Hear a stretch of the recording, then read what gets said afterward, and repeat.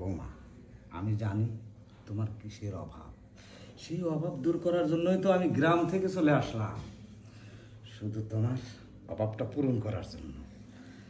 এখন থেকে তোমার অভাব আমি পূরণ করব, তুমি কোনো চিন্তা করো না বৌমা। বাবা, আপনি এসব কি বলছেন? হ্যাঁ, আপনি আমার মনের কথাটা বুঝতে পারছেন? অবশ্যই। এইভাবে কি আর থাকা যায়? 4টা বছর হয়ে গেল স্বামী প্রবাসে গেছে, একটা মেয়ে মানুষ কিভাবে থাকতে পারে? আর আমার কিছুই ভাল লাগে না। এখন যদি স্বামী পাশে থাকতো কতই না মজা হইতো। কি করি, বাবার বাসা যাইতে চাই তাও যাইতে দেয় না, কিছুই ভালো লাগতেছে না। আমারও তো একটা মনের চাওয়া পাওয়া আছে, তাই না? কাকে বলি এই কথাগুলো? কি যে করি, আর ভালো লাগতেছে না। ম্যাডাম, আপনি তখন থেকে বলতেছেন যে আপনার মনের দুঃখগুলো কারে কইবেন। এই যে আমি আছি, আপনার যত মনের দুঃখ আছে আমার লগে শেয়ার করেন। এই, তুই এসব কি বলতেছিস? আর তুই এই বাড়ির চাকর, তোর পজিশন আর আমার পজিশন কি? আমি কি বলতেছি না বলতেছি এসব তুই কান দিচ্ছিস কেন? আর এসব আমার ব্যাপার, যা এখান থেকে। আপনার কষ্ট আমি সহ্য করতে পারি না। আমি মানছি আমি চাকর, কিন্তু চাকরও তো মানুষ। আসল কথা কি, আমি আপনার অনেক ভালোবাসি। এই শোন, চাকরদের না এসব ভালোবাসা টালোবাসা মানায় না। আর তুই ভালোবাসা কি বুঝবি?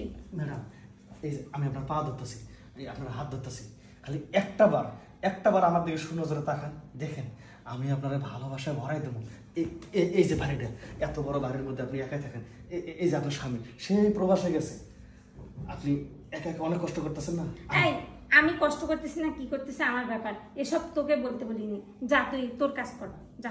দেখেন, আমি চাই না, আমি যারা ভালোবাসি আমার চোখের সামনে সেই লোকটা তিলে তিলে। ভালোবাসিস না? চুপ থাক। মায়ের চাইতে মাসির দরদ বেশি। একদম ভালো লাগতেছে না এসব কথা শুনতে। তুই এখান থেকে উঠ, যা উঠ। একটা বার না, তুই এখান থেকে যা, চলে যা। একটা বার সুযোগ দিয়ে দেখতেন। কত বড় সাহস! কি একটু বলছি কথা শুনে ও ভালোবাসি। ভালোবাসা কি এত সহজ নাকি? বাড়ির চাকর হয়ে সব কিসব বলতেছে। বলছি, বৌমা কেমন আছো? আছি বাবা, ভালো। আপনি? আসলাম। আচ্ছা আসেন। ছেলে ফোন করে বলছিল, তাই চলে আসলাম। খুব ভালো হয়েছে, চলেন চলেন, ভিতরে চলেন। বাবা আসেন, বসেন। কি যে ভালো লাগতেছে আপনি আজকে আসলেন। ভালো তো লাগবে। আমার ছেলেটা বিদেশ থাকে, তোমার খুব কষ্ট হয় একা থাকতে। ঠিক বলছেন। ছেলেটাও ফোন করে বললো যে বাবা, তোমার বৌমা তো একা একা থাকে, তুমি একটু গেলে দুজনে গল্প গুজব করে দিন কাটানো যাবে। আরে বাবা, আপনি আসছেন, আমার যে কি ভালো লাগছে। আপনি বসেন, আপনার জন্য আমি চা নিয়ে আসি। আপনি বসেন। বৌমা শোনো, চা না লাগবে না, আমি যখন আসতে পেরেছি চাও খেতে পারবো তোমার হাতে। আমি তো আর এখনই চলে যাচ্ছি না, আমি তো অনেকদিন থাকবো এখানে। আমি জানি তোমার একা থাকতে খুব কষ্ট হয়, আর সেই কষ্ট দূর করার জন্যই তো আমি চলে আসছি। তোমার যে একটা জিনিসের অভাব আছে, সেই অভাবটা আমি পূরণ করব, তাই গ্রাম থেকে চলে আসছে তোমার কাছে। বাবা এসব কি বলছেন আপনি? আর আমার কিসের অভাব আছে? আমার কোনো কিছুর অভাব নাই বাবা। আছে না, আপনি এসব কি করছেন? বাস বৌমা,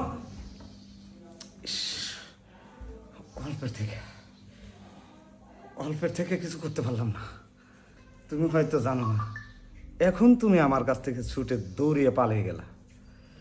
তোমার তো এই বাড়িতেই থাকতে হবে, আর আমি এ বাড়ি থাকার জন্যই আসছি। আরো কত সময় পাবো?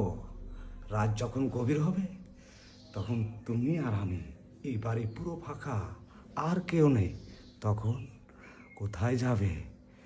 আজকে রাতে খেলা জমিয়ে দেব।